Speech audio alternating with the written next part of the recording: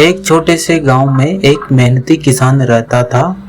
वह पूरे साल मेहनत करके अपने खेतों में अनाज उगाता और फिर उसे एक बड़े गोदाम में सुरक्षित रखता था। लेकिन उस गोदाम में एक चालाक चूहा रहता था। वह रोज थोड़ा थोड़ा अनाज कुतर देता, जिससे किसान को बहुत नुकसान होता।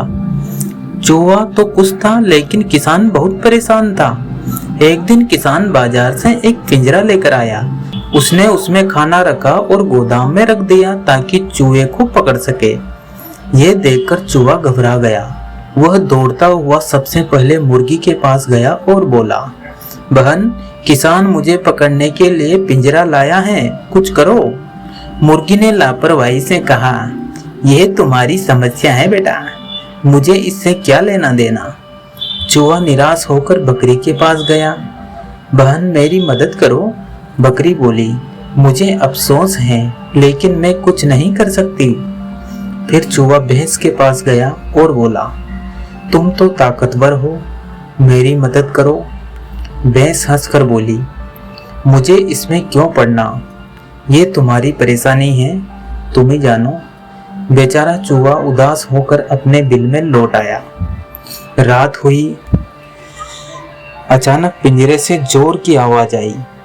किसान की पत्नी दौड़कर देखने गई।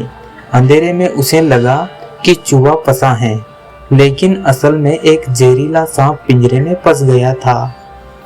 जैसे ही उसने पिंजरा छुआ, सांप ने उसे काट लिया। किसान तुरंत वैद्य को बुलाने गया, लेकिन हालत बिगड़ गई। गांव वालों ने सलाह दी कि मरीज को ताकत देने के लिए मुर्गी का सूप पिलाओ। मुर्गी को मार दिया गया। कुछ दिन बाद रिश्तेदार मिलने आए तो उनके खाने पीने के लिए बकरी को भी काट दिया गया।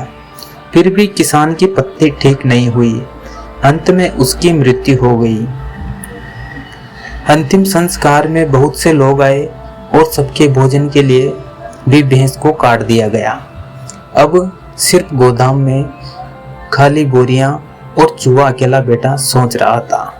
भाइयों, इस कहानी से यही सीख मिलती है कि जब किसी के साथ समस्या हो तो उसे छोटा समझकर नज़रअंदाज नहीं करना चाहिए। आज जो समस्याएं किसी और की हैं, कल वो आपकी भी बन सकती हैं। इसलिए दोस्तों, भलाई करें, सबकी मदद करें और खुश रहें।